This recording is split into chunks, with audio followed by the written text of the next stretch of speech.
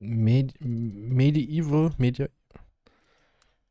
Okay, mittelalterliches Essen ist scheiße. Me lord, upon what do you wish to dine this evening? I desire something simple tonight. A hamburger. What? You know, Rasputin, lover of the Russian queen. a burger. Ground up beef wadded into a patty and then grilled. But you said ham. But it's actually beef. Try to stay with me here, kid. And on the side, I'd like some fried potatoes. Potato? Yes, potato! Boil 'em, mash 'em, stick 'em in a stew. Only in this case, I want 'em stuck into a big vat of hot oil. What is so hard about this? We're not magicians, me lord. We can't make fictional foods. They're not fictional! They're just to cross an ocean on a landmass that you don't even know exists yet. It is simple! God, no one is good at their jobs. Greetings upon the internet. Welcome to Ye Oldie Food Theory, the show that strives for the authentic medieval YouTube experience. Remembereth to send your small scribe to ring the towny bell and send a missive to the Lord of Comments, leaving a 5-star review. Yeah, just in case you didn't know, YouTube used to have a 5-star rating system instead of likes and dislikes. Stimmt. Or, you know. Okay, so despite our efforts to be totally historically accurate, it's possible that some things occasionally slip through the cracks, like how YouTube wasn't invented until 2005. Maybe a YouTube video isn't the best place for creating a feeling of ambiance like being in medieval times. But you know what is the best place for creating the ambiance of being in medieval times? Medieval Times, the US-based theme restaurant that transports diners back in time to experience all the food, all the sights, and all the drama of feasting while at a medieval tournament of champions. Authenticity is a key selling feature for this chain. Employees are instructed to almost never break character for any reason. Diners are outright served without silverware to replicate that medieval dining experience. You know what that means, friends? This restaurant was basically one big ol' flashing red sign saying, "Matt Pat, fight me." So, is Medieval Times actually the authentic medieval dining experience? Saddle up, theorists! Today's episode is gonna be a bloodbath. I don't think so. To begin, let's determine where and when the story of medieval times is meant to take place. The medieval ages, also known as the Middle Ages, are a period of history lasting roughly 1,000 years, starting with the fall of Rome and lasting until the Italian Renaissance. So really, claiming something is medieval is about as non-specific as you get. 1,000 years is a long time in history. Yes. Thankfully, though, we can actually narrow it down to a specific century and region. You see, while medieval times seems to be one of the most American-themed restaurants to ever America, its origins actually trace back to Spain. Back in 1983, Medieval Times' founder, Jose Montaner, converted his family-owned restaurant into a type of dinner theater where audiences could feast while watching his family's history, which traced back to the 11th century. And indeed, it's there in 11th century Spain that the original Medieval Times stories were set. There was a time, long ago, when a wise king sat upon a mighty... Und das ist das Video? Das haben die selber produziert? Ach, ich glaube nicht, dass du Mittelalter Food Poisoning hast, wo die Scheiße jahrelang durchgekocht. Dann hast du das morgens aufgesetzt, warst den ganzen Tag auf dem Feld und nach 12 Stunden, nachdem das Wasser verdunstet war, das komplett schwarz war, hast du es gegessen. For many years, his realm grew and prospered, and the people lived under skies of peace and plenty. Yet there came a day when the rumor of war reached the ear of the king.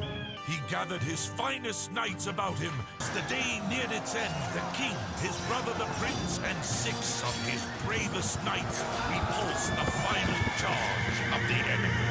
The day was won, but with the death of the prince, the kingdom was without a champion. That said, Medieval Times does update its story every few years, so it's possible that they might have migrated forward in time a bit. As such, I'm gonna give them a bunch of wiggle room. Let's say between the years 950 and 1250. This means, even if we're assuming the latest possible date here, Medieval Times still should be happening about 200 years before Columbus sailed the ocean blue, starting the massive cultural and economic upheaval that would eventually be known as the Columbian Exchange. And I call that event out specifically for good reason. You see, it's hard to overstate just how much of a cultural influence the Columbian Exchange had on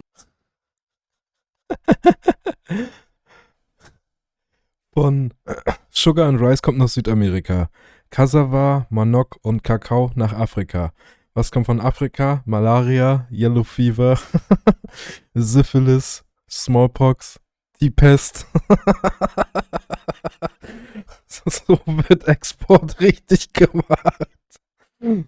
the world at large. History classes usually only focus on the flow of colonists from Europe to the Americas, but the newly opened trade passages meant that plants, animals, diseases, and fungi were finding new homes in far-flung corners of the planet as boats and people constantly sailed back and forth across the Atlantic. This meant things like the introduction of brand new ingredients to European chefs. Things like sugar, chocolate, vanilla, all of that came into play in a brand new way and forever changed the way that recipes were designed. But even existing ingredients would transform as a result of all this. Sure, Europe had things like strawberries before the Columbian Exchange, but they were very small. But then these global explorers suddenly discover massive strawberries just growing in modern-day Chile and Peru. The conquistadors bring them back to Europe and start hybridizing them with the home breeds. Stack on another 600 or so years of innovation, scientific discovery, and selective breeding, and suddenly you have yourself a fruit that would almost be unrecognizable to a medieval European. So just right off the bat, living in the post-Columbian Exchange world is gonna make our food inauthentic tasting. The food that exists today, it's Ich dachte erst, das wäre ein Schlüpper. post-Columbian Exchange world is gonna make Ich dachte erst, wer packt denn so einen fancy Schlüpper auf eine Strawberry? Was our ist denn food hier los? inauthentic tasting. The food that exists today, it's just gonna taste better 9 times out of 10 because our Kennst du MadPad nicht? The Food Theorist und The Film Theorist? Richtig gute Videos, immer. ingredients have the benefit of Übelst high selective quality. breeding and engineering. Also falling into the tastes inauthentic category are the drinks. I promise you, I scoured the internet searching for some kind of scholarly article about 11th century Spaniards adding lemon and lime juice to spring water, thereby creating a proto-Sprite, as it were. But alas, nobody in medieval Europe was drinking anything close to what we'd call a soda. Instead, many of the nobility would have been drinking wine and ale. So let's just start off the wine, shall we? Modern wine is a triumph of vinting and science that would be utterly baffling to even the most masterful winemaker back in the Middle Ages. Yeast, the magic little fungi that digivolves boring old grape juice into palatable alcoholic wine, wasn't discovered as an Digivolves. individual organism until 1680. Before then, people had no idea what mechanism actually created the alcoholic flavor and effect. As a result, they would just take rotten grape juice and throw random stuff into it until it tasted okay. Winemaking was just a complete gamble here. They were trying anything from other fruit juices to herbs and spices to even powdered marble, trying to make it taste palatable. It was also thicker than the wine of today, so, you know, enjoy drinking your fermented grape sludge fortified with powdered rock. Bottoms up. Similarly, the ale that you could find in medieval taverns would be nothing like modern beer. Almost all modern beers use fresh cloned yeast as their base, which gives them a clean, light finish. Before the discovery of yeast, though, brewers had to rely on dregs from previous batches to serve as a yeast starter for their next brew, a lot like how a mother dough is used to bake sourdough. That means that beer in the medieval era would have had a flat, sour taste. In fact, this method is still used today, but it's used to create a very specific variety of beer known as exactly that, a sour. Back to the point though, if you really do want the most authentic medieval beverage experience, just order yourself a sour beer and then let it sit for about an hour or so before you drink it. Beyond that, hops, the key ingredient in most modern beers, didn't become a popular additive until the 12th century, so a bit too late for our purposes today. Hops adds a sharp, bitter taste to the beer, but more importantly, it acts as a preservative, allowing modern beers to have a shelf life of months, whereas medieval beer would have gone bad rather quickly. But even if you actively brewed using old yeast and used no hops, you're still likely getting a much cleaner, lighter tasting beer today, because nowadays we have stainless steel brewing kettles, we have filters, thermometers, clean aged barrels. Compare all of that to the old wooden kegs and iron pots of ye olde times, and you can see that Und dann hast du jemanden, der niest. Und dann dazu noch irgendwie eine alte Erbeude bei jemandem aufgeht und dann mit rein und naja, drauf geschissen. Ich rühre weiter. nowadays, it's just a completely different food world. So the beer and wine might have had themselves a radically different taste from the Middle Ages, but at least they would have been there on the table. The food, on the other hand, well, it's just impossible. I couldn't find a single meal on the medieval times menu that was even possible to get in medieval Spain. We'll start off with the very first course for all attendees, tomato bisque. Tomatoes are delicious and are considered to be a staple of modern European foods, especially Italian food. But before the Columbian Exchange, tomatoes weren't available in Europe at all. Tomatoes are indigenous to South America, and as a result, they weren't grown in Britain until the 1590s. Some researchers actually credit the Spanish conquistador Hernán Cortés with bringing the seeds to Europe in 1519. And even then, people were still afraid of them. When Europeans first saw tomato leaves, they recognized them as being related to nightshade, a poisonous plant. That then made Europeans skeptical of eating tomatoes for a long time, meaning that even Wie lange denn? Und niemand probiert das. What the fuck? And after the Columbian Exchange, it still took an additional 200 years for tomatoes to actually catch on as a food. That makes the bowl of tomato bisque that starts your medieval times meal about as historically accurate as giving a knight a musket. The next course is probably the most historically accurate, the salad. Everyone from the lowliest peasants to the richest noble would certainly have eaten their fair share of salads back in the Middle Ages, because meat was just expensive and difficult to produce. As a result, meat was reserved mostly for special occasions unless you were very well off. And even then, the powerful Catholic Church banned eating meat or even animal products on Fridays, Saturdays, and Wednesdays. That's right, in the Middle Ages, even the most powerful of noble was vegan 3 times a week. So a salad isn't out of place here at all. Might as well give medieval times a point for this one, because it is honestly the only Zurück zu den guten alten Zeiten. Bisschen 3 Tage vegan für alle. point they're getting this episode. Moving on to the main course, we've got ourselves a few options. A half chicken, some barbecue pork ribs, kielbasa sausage, and a vegetarian hummus plate. So let's just go down the line, shall we? The half roasted chicken is probably the most realistic option of the bunch. Chickens first arrived in Europe via trade around 800 BC, so it's perfectly reasonable to think that Europeans were cooking and eating chickens in the 11th century. And because they were relatively easy to raise and slaughter, they presented a viable food option. That said, chickens weren't as common as beef or pork because they required more care and attention than your typical pig or cow. As a result, chickens were often reserved for special occasions like feasts or holidays. Pigs, also viable on the tasting menu. They were domesticated thousands of years ago, so it's not unreasonable to think that our medieval feast would have had some pork ribs. Sure, their barbecue sauce wouldn't have been loaded with sugar and tomato paste like modern barbecue sauces, but they would season their meats with spices and wine, so pretty darn close. Considering how loose the definition of barbecue sauce can get sometimes, I'm gonna count it. The third choice of meat, though, that right there is the clear deal breaker. The kielbasa sausage was an invention of 14th century Poland, putting it 2 to 3 centuries ahead of where we're at in history. That said though, sausage itself is ancient, and some form of a sausage dish would have been popular in 11th century Spain. There was a popular Roman pork sausage named lucanica that might have held the top spot in Spain around this time, so not quite kielbasa, but still something close. No, in this case, the vegetarian option is the clear loser of the bunch. The hummus plate, that just ain't happening. On the one hand, dishes involving chickpeas, lentils, lemon juice, and garlic go back for thousands of years. On the other hand, the first recipe known for anything resembling hummus comes from the 13th century. And even then, it is barely what we'd call hummus today. At the end of the process, the 13th century hummus was rolled thin and then left to dry all night. Doesn't exactly sound like the kind of soft dip that we'd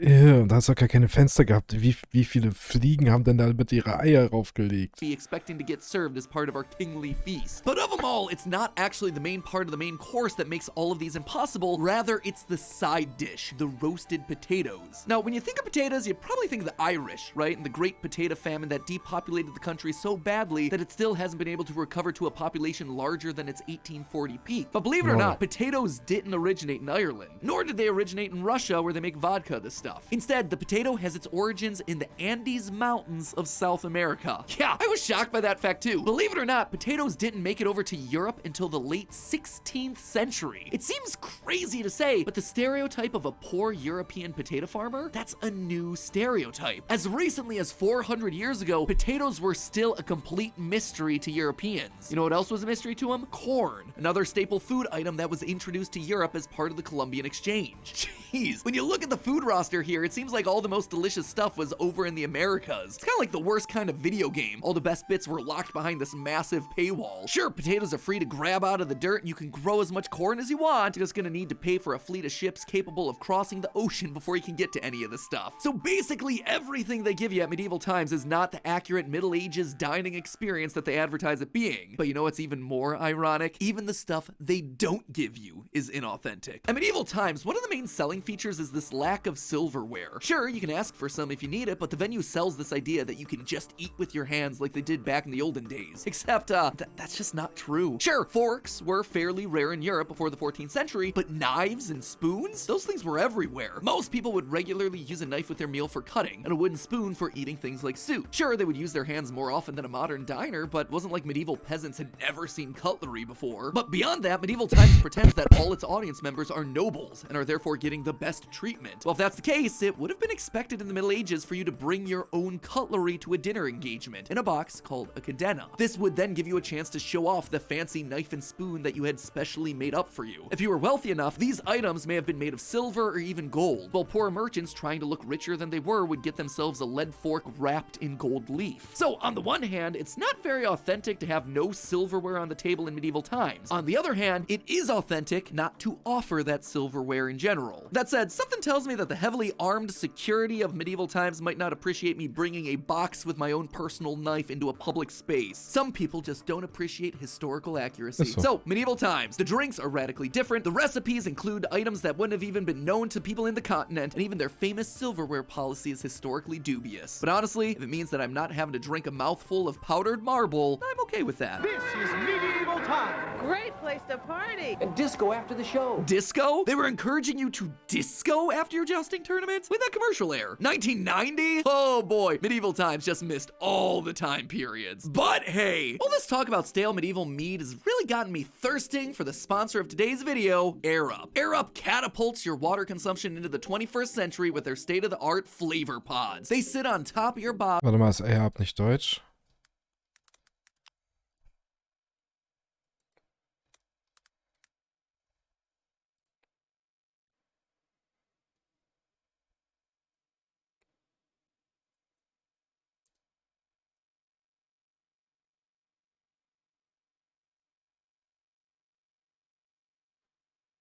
Krass, ja, von Hülle der Löwen. And trick your brain into thinking you're drinking flavored water, when in reality, it's all just plain no calorie, no sugar water. The scent is actually tricking our medieval brains into thinking that we're drinking a flavored beverage, when in fact, it's just a combination of water plus scent. Air Up has been a lifesaver for me as someone who drinks way more than their fair share of sugary, unhealthy sodas. After years of wanting to finally move to something more healthy, but being bored of regular water, Air Up swooped in to save the day. From their sleek-looking bottles to the variety of different flavor pods to pick from, they really brought me from a casual water imbiber to an advanced sipper. I just can't get enough of this thing. I take it and my wild berry flavor pod nearly everywhere I go. And if I eventually feel the need to get some regular water to remind myself of what the plebeians are tasting, I just pop that flavor pod down on the bottle, mute the scent, and bam, I'm drinking regular unscented water again. This stuff is just truly brilliant. I could not recommend Air Up enough. And since variety is the spice of life, Air Up offers their favorite 5-pack, which comes stocked with 5 of the best flavors they have: orange vanilla swirl, raspberry lemonade, watermelon peach, and the aforementioned wild berry. You just can't go wrong. You will be guaranteed to find multiple flavors that you love. So if this is wetting your whistle and you want to step into the 21st century of water drinkers, visit the link down in the description below to purchase your own bottle and then use the code FREE. Ich weiß ja nicht, da kann ich auch einfach Kalorien low trinken.